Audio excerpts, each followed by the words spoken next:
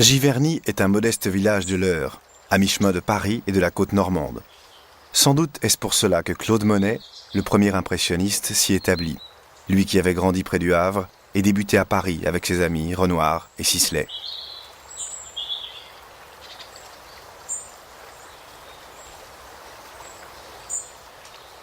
Pour Zola, il était l'un des peintres qui aiment notre temps.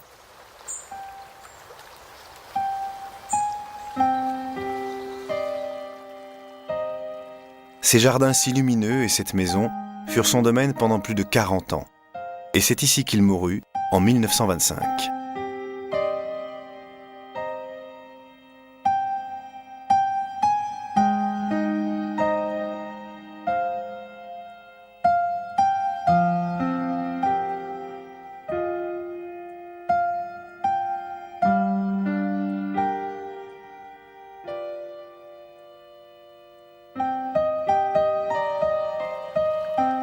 Il peignit en Norvège, en Hollande, en Italie, mais toujours il revint à Giverny pour y saisir la caresse du vent, la fluidité de l'air et les effets changeants de la lumière.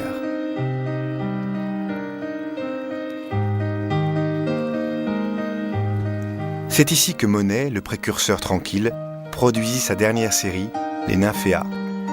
Un même sujet, et pourtant chaque fois différent. Une quiétude absolue, une immobilité apparente, et pourtant dans chaque toile, une infinité de contrastes, d'alternances, l'eau et les plantes entremêlées, le lent mouvement perpétuel de la vie.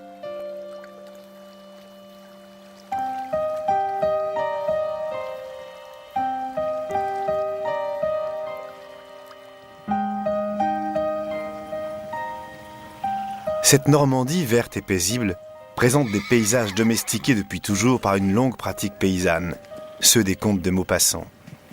Quant aux chevaux, ils sont ici à l'honneur depuis le XIVe siècle, quand les chevaliers normands les élevaient pour la guerre.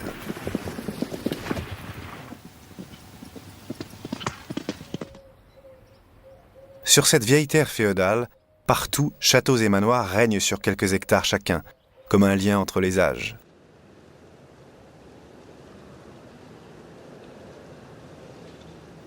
Au château du Breuil, on perpétue une tradition séculaire.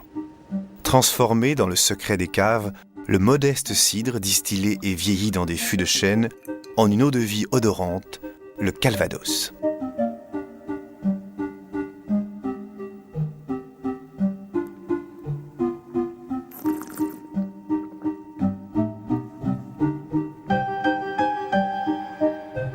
L'art roman et l'art gothique s'épanouirent en leur temps en Normandie, mais le charme particulier de l'architecture régionale tient aux maisons à colombage. Beuvron-en-Auge en est un parfait exemple.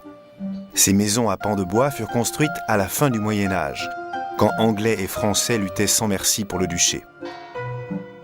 Dans cette province, retentit pendant des centaines d'années le fracas des combats, et dès le IXe siècle, les raids meurtriers des Vikings la ravagèrent périodiquement. Chaque année ramenait leur dracard, et pour assurer la paix, il fallut au roi de France Charles le Simple concéder cet immense fief aux guerriers venus du Nord, les Normands.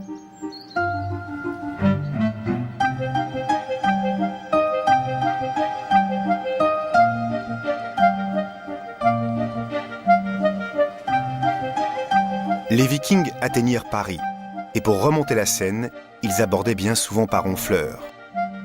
Plus tard, après que le duc de Normandie Guillaume eut conquis l'Angleterre, c'est par ce port que passait l'essentiel du commerce franco-anglais.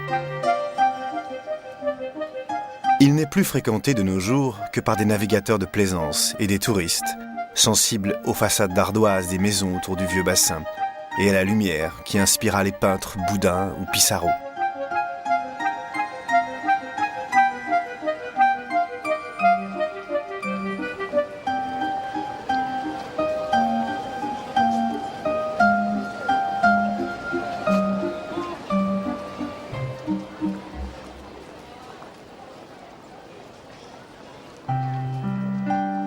À l'entrée de Deauville, la station balnéaire la plus connue de Normandie, un panneau indique « Paris, 200 km ».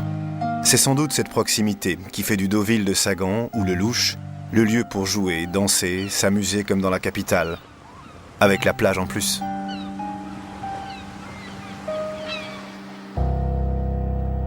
Sur les plages de Normandie, s'écrivit aussi l'histoire le 6 juin 1944. Devant Sword, Juneau, Gold, Utah et ici Omaha Beach, plus de 5000 navires déchirèrent la brume pour la plus grande opération amphibie de l'histoire. Vous partez maintenant pour la grande croisade, en vue de laquelle nous nous sommes préparés depuis de longs mois. Les espoirs et les prières des hommes du monde entier vous accompagnent. Ainsi s'adressa à ces hommes le général Eisenhower ce matin-là.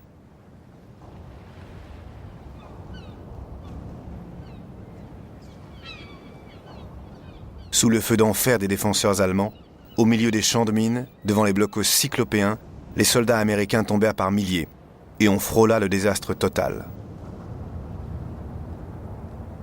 Il fallut un surcroît de bravoure aux troupes d'assaut, notamment aux Rangers, qui s'emparèrent d'une batterie au sommet des falaises de la pointe du Hawk. Leur héroïsme fut tel que ce site a été concédé à perpétuité aux États-Unis.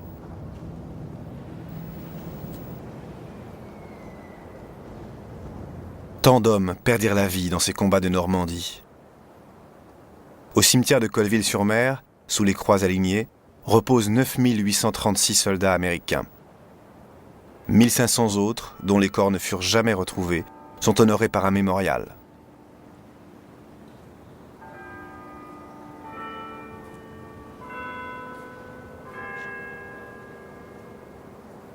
Du cimetière, en contrebas, on aperçoit Omaha Beach.